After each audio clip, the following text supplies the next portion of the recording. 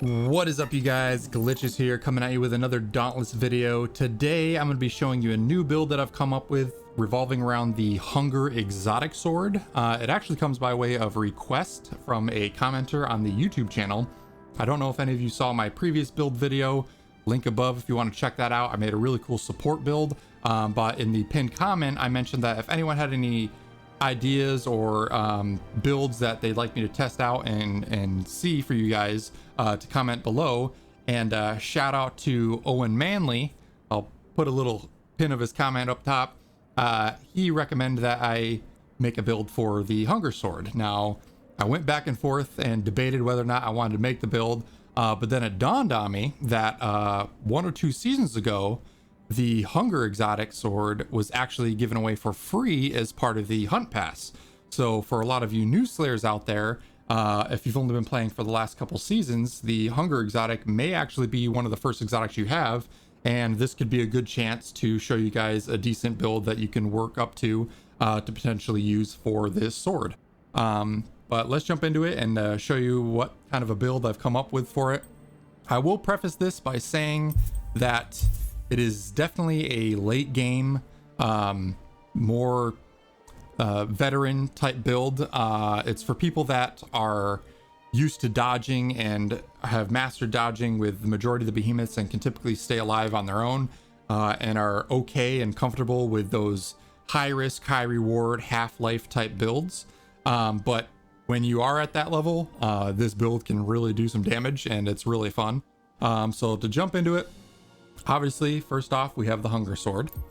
Now, for those of you that don't know, the exotics in Dauntless aren't meant to be crazy overpowered. They're all pretty balanced, but what they do is bring a unique variation to the style of gameplay with that weapon type. And for the Hunger, it comes with a unique special mod that gives it a cool new ability. And in this case, it's called Feast. Now, with Feast, when you activate it at full meter, your full sword meter, you enter the Feast mode, gaining the effects of Valiant Overdrive. And if you don't know what Valiant Overdrive mod does, that super mod is basically the one that gives all of your slashes AoE damage. So we're going to be doing AoE damage with all of our hits during this mode. But it also gives you plus 25% damage and plus 12% lifesteal. The only downside is during this mode, when we enter the Feast mode, our health will constantly be draining. But all of our dashes get invulnerability frames. So we will be able to dodge a little bit more easily, but we will be losing health over time. And so the whole premise behind this, I'm calling it the Hangry Vampire build, is we have enough toughness when we're low life, enough defenses when we're low life, and enough lifesteal to sustain us while the mode is active. And then we also include cells that build our sword meter faster to do that Feast ability more frequently. So let's jump into it. You got the unique perk for the cells. I threw on Discipline. Now, Discipline will prevent us from having over 50% health. So we'll be at half health at all times. And this is the key cell that's going to make all the rest of the cells in this build viable. But it also increases our critical strike chance. And to be exact, it'll give us plus 7.5% critical strike chance as long as we're below 50% health. Now, a lot of these cells that we're going to be using are all below 50% health perks, so you'll see how it all synergizes here in a minute. So for the helmet, I chose the Lightning Helm. This is the Stormclaw helmet. It comes with plus 3 energized. We will be getting plus 6 energized by the end of the build, and for those of you that don't know what that does, at plus 6, the energized cells will give us plus 40% weapon recharge rate. And obviously, as a sword user, we want to build that weapon meter as quickly as possible to be able to do that exotic ability. There's no sense in running an exotic sword if we're not constantly using the unique ability for it. So plus 6 energized will build that meter super quick and allow us to use Feast a lot more frequently. I also am throwing a Berserker cell on there. Now, plus 3 Berserker will, again, this is a more late game cell. Not many people early on are going to be used to this, but it reduces our max health even further. And to be exact on that, it'll take 150 health off more, so we'll be even more below half health. But we gain plus 2% damage for 3 seconds, and it stacks up to 10 times. So as long as we're constantly attacking and we're not stopping our attacks, and we're at that 10 stacks limit, we'll be getting a plus 20% damage bonus with this one cell, which is really, really strong. Now, the other thing we have, the chest piece, is Boreal Resolve. Now, this is the Boreas chest piece. It comes with plus 3 rage. Again, another lower than 50% cell. We will get plus 6 by the end of the build. At plus 6, as long as we're under 50% health, we will deal another 25% additional damage. So that boosts our damage output even more there. But we're also throwing on our first Iceborne cell. And now Iceborne at plus 6 is going to, again, at below 50% health, give us plus 30% decreased damage taken when at lower health. So we'll not take as much damage while we're at that lower health pool, but we'll also gain 8% lifesteal that cannot heal beyond the 50% limit, which won't really matter because we'll never be above 50%. So you combine that 8% lifesteal with the 12% lifesteal, that is a 20% lifesteal bonus while we're in Feast that we're going to be getting to constantly be filling our health up. So even though our health is draining, the amount that we heal from our lifesteal will more than compensate for the amount that we're losing. So we're able to put out that damage and still don't have to worry about dying to our health being drained. So that's where Iceborne really comes in handy with this build. Now for the gloves, I'm using the Volcanic Grips. These are the Chara gloves. That will give us our plus 3 rage to get us to plus 6. And then I'm also adding a plus 3 conduit cell to be the first 3 points into conduit. Again, we'll get this to plus 6, which on our lantern hold ability will grant plus 15% attack speed to all slayers, including ourselves, for 10 seconds. Now, if there's any easy way to do more damage, it's attacking faster. So while we're doing all that lifesteal, while we're getting the bonus attack speed from Feast, every time we do our lantern hold ability, we'll be attacking even faster. So we'll be able to charge our meter up quicker, we'll be able to put out more damage, and we'll be able to lifesteal more. So that's always good to have, and it's a nice little boost to the rest of the hunting party. Last but not least, we have the Greaves, and I chose the Boreal March. These are the Boreas legs. That will give us the final plus 3 to get us to plus 6 for Iceborne. And then to add a little icing on the cake, I threw in a Wild Frenzy cell, which, if you don't know what that does, while we're under 50% health, we will get another 12.5% attack speed. So from Frenzy, or from Feast on the exotic perk, from our Conduit Lantern Hold ability, and from Wild Frenzy, we will be getting a ton of additional attack speed. So there should be no reason why we can't be attacking enough to get that lifesteal up and keep us alive. And then finally for the lantern, I'm choosing Draskai only because its instant ability will give us another 30% increased damage for 6 seconds, and then it fires a cool line of sight lightning bolt that deals 150 shock damage multiple times as it passes through behemoths. And I'm putting the final plus 3 conduit on that to get us to the plus 6. So that's the build. Now, a Hangry Vampire build would not be a vampire build without a life drain tonic. We don't use these that often, but it fit the build and it's fun, so I'm throwing it in there. The life drain tonic will give us 12% of all the damage that we deal healed to all nearby slayers for 30 seconds. So not only will we be leeching life, but all the damage we're doing will give a little bit additional support, and I'm all about the support to help out our fellow slayers who are helping us slay these behemoths. So that's the build. Let me jump into some actual gameplay footage here and I'll commentate over it kind of like I did with my support build, and I'll show you what this build's capable of. All right, guys, catch you in a minute. All right, you guys, we're here in a shock escalation with all randoms to show off this build and let you guys see what it's capable of. Again, I'm just playing this right off the desktop so we can skim through it. Probably won't watch the whole escalation, but it'll give you a good idea of what we can do with this build. So let's jump right into it. Again, these are all randoms. Luckily, they're all decently leveled, so worked out pretty well. And again, the premise of this build is attack, attack, attack.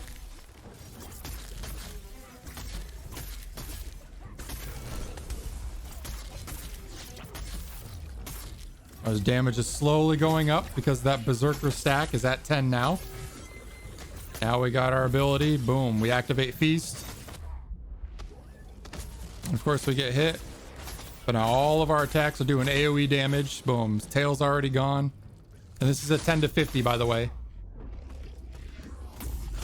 Could be doing a little bit better at dodging. We tear him up. Yeah, see, we're breaking stuff so quick. And I'm staying at that 10 stacks of Berserker, so we're getting a lot of bonus damage right now. No one's messing with the orb. Got to take the orb out. Playback might skip a little bit just because didn't preload it, but hopefully it'll be all right. Activate our ability again here, I'm assuming. There it is. Boom. AoE damage. And then you just start chewing them up. Easy. Easy peasy.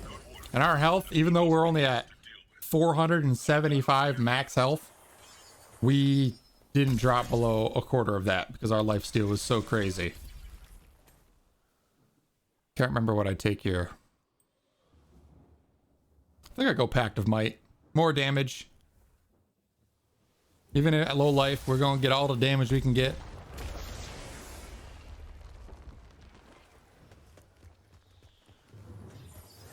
I think we got Quill Shot and a Shrike at the same time.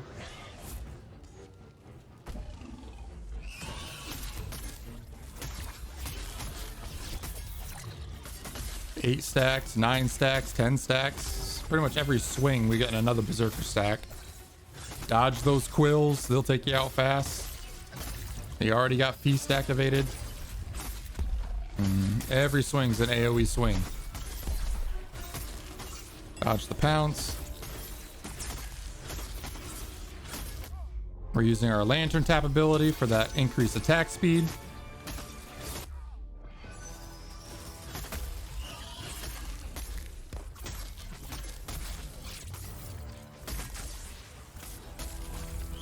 Get the dodge roll in. As long as we stay at that 10 stacks of Berserker, we're doing really good damage. Activate it again. Yeah, we're just tearing them up. Boom, dead. On to the next one. I always try and do initiate and close the gap with that Blade Rush so we get more Valor chunks. Oh man, this is disgusting. And because we have that Energize plus 6 Energize, our Valiant Overdrive is lasting longer. That Feast ability is lasting longer. Mistimed the interrupt there. Luckily we still got him.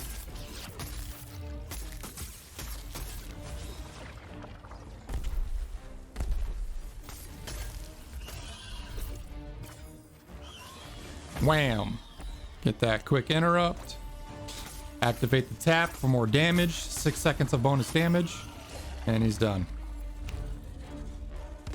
Flex on him a little bit. Now part 3.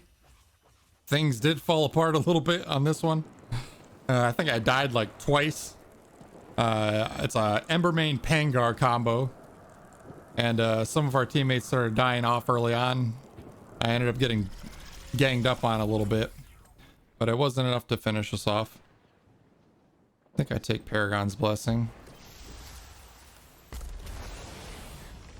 Getting Torrent Shield would be good in escalations for this build, just to give you that little extra shield, to keep you give you a little more survivability. Initiate with Blade Rush. Oh no, this is Shroud. We do good against him. Get that dodge roll in.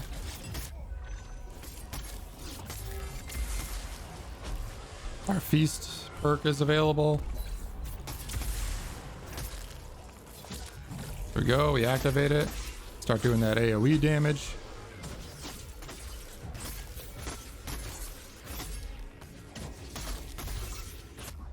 We're up to 10 stacks again, so we got max damage output.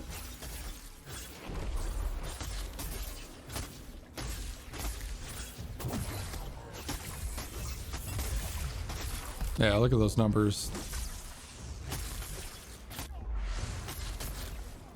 And even when we get hit, our lifesteal's so high that we'll get chunked down, and within one heavy attack, boom, it's right back up to half again.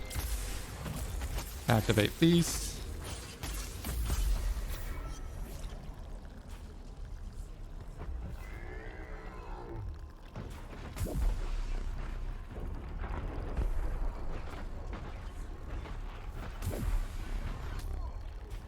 Boom. See, one hit and boom, half our health is back up again because of so much lifesteal.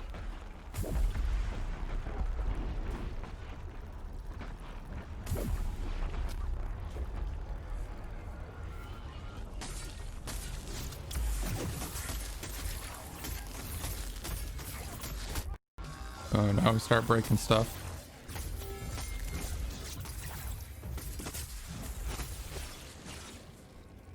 See, our health is starting to decay because we're in feast mode, but boom. Every time we hit, you just see our health bar just, just starts gaining up. Boom, right back. One hit, and we're back to full again.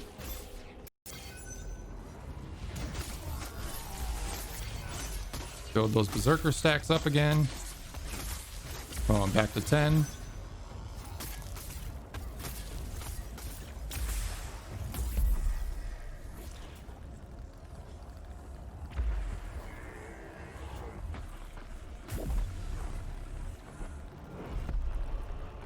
Get those dodge rolls in, you get those invulnerability frames. When Feast is active, at least. Always want to be attacking. Half our health, boom. 2 hits, we're back up to full again.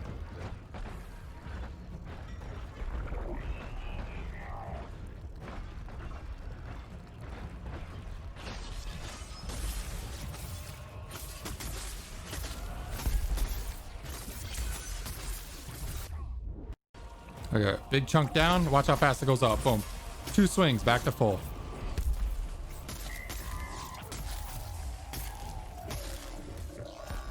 There goes the tail.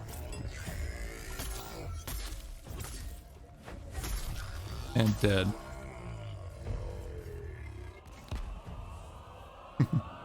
But you guys get the idea. Really good build. If you can keep up with your dodges and just constantly be attacking. The lifesteal on this build is so high that even if you get brought down to a sliver health within 2 attacks, you're right back to full again. So yeah, I hope this showed off the build pretty well. Again, it's not one that people are going to play that often, but it is a fun little change of pace. Switches things up a little bit, adds some variety to the game. It's always fun. But if you guys enjoyed this video, you found it helpful, be sure to hit that like button. And if you don't want to miss any of my future Dauntless content, consider hitting the subscribe button and turn on notifications so you don't miss any of my future content. Hope you all had a great day, and I'll catch you in the next one. Later. Thanks so much for watching, you guys. I hope you enjoyed the video. If you did, be sure to hit that like button. Also, if you're looking to join a killer community of like-minded gamers, then be sure to click the link in the description and join the Glitch Gang Discord server. We continue to grow every day, and it's filled with all your favorite game discussion channels, as well as several LFG channels to help you find that perfect group for your next hunt or raid. Lastly, if you're new to the channel and want to keep up to date with all my future content, then consider hitting that subscribe button and turn on those notifications. Hope you all had a great day, and I will catch you on the next one.